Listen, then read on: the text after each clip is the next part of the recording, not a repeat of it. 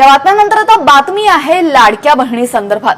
राज्यभरातून 4000पेक्षाही जास्त लाडक्या बहिणींनी योजनेतून माघार घेतलेली आहे। राज्य सरकारने पडताळणी मोहीम राबवण्याआधीच या बहिणींनी योजना नको असा अर्ज केलेला आहे।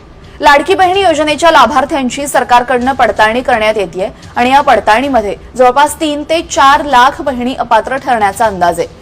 दरम्यान अपात्र ठरल्यास पैसे परत करावे लागण्याची भीती आहे, त्यामुळे त्याआधीच हजारो महिलांनी योजनेतून माघार घेण्यासाठी लगबग चालवली आहे।